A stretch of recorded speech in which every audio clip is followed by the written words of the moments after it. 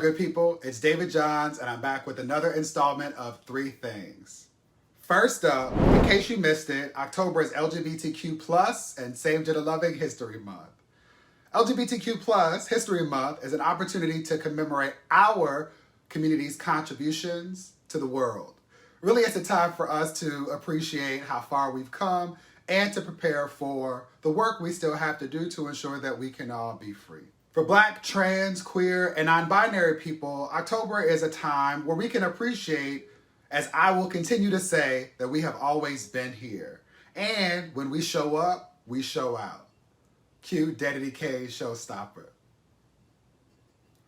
One of the best ways that you can learn about our history is by listening to the history makers. I encourage you to visit our Been Here biographies at nbjc.org to learn about the torchbearers that we honored recently during the James Baldwin Legacy Awards and the legendary Elder Wisdom Awards. You can visit our YouTube channel as well. Whatever you do, do something to increase your competence and compassion during this year's LGBTQ plus History Month. Second, October 8th is International Lesbian Day. On this day, lesbians and same-gender loving women have the opportunity to have their history, their culture, their spirit, their diversity celebrated.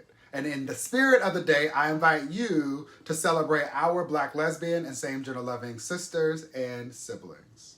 Now, while on this topic, I want to take a moment, really personal privilege, to shine a very bright light on reproductive health, which is an important issue impacting Black, lesbian, and same-gender loving women specifically, and Black women more generally. Now, it is no secret, it really should be no secret at this point, that Black women and people with the uterus face many barriers when it comes to reproductive health care. We also know that there's a lack of data on reproductive health issues affecting Black women specifically.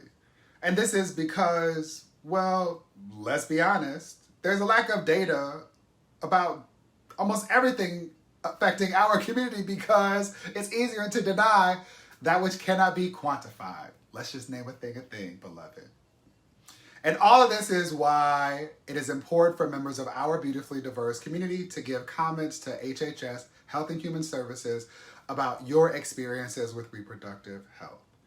Now, this information will be used to help shape a federal conference agenda on research gaps as well as reproductive health data needs. The goal here really is to collect more data to better address reproductive health disorders and diseases that disproportionately impact Black women.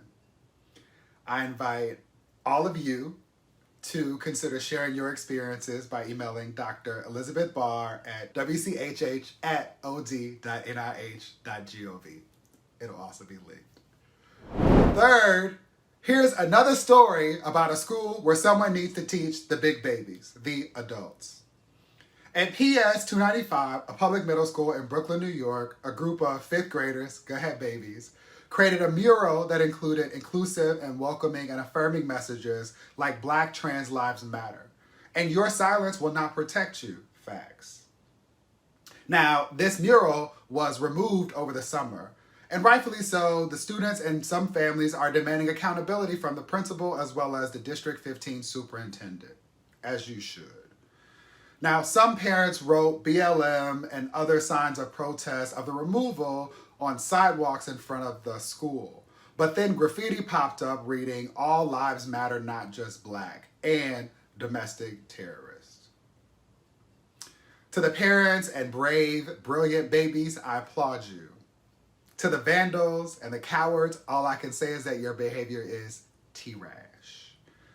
A parent, Elton Dodson, said, "The secret mural takedown is representative of the disrespect and mistreatment that is endemic in our schools, particularly for those of us who are people of color, are members of the LGBTQ plus community."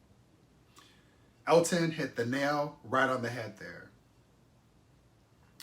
And at this point, all of this is beyond ridiculous. The fact that across the country there are students and parents and families and communities working diligently, expending labor that they don't get credit for to ensure that schools are safe and supportive places for students who are forced to attend them.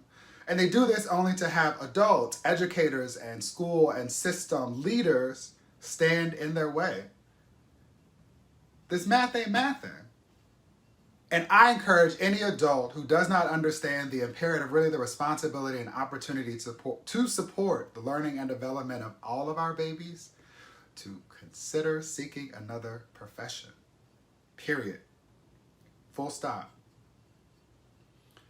Finally, on this topic, I hope you hear my heart when I state once again that I am so sick and tired of the heterosexual agenda working to try and normalize ideas of traditional and normal that only work to affirm the oppression and marginalization that upholds white supremacy. We, all of us, when we, all of us, can just be as we are. And beyond that fact, children who do not feel safe and supported cannot be expected by any logical, reasonably thinking person to demonstrate what they know and have learned. Just think about it. Just think. See you next week.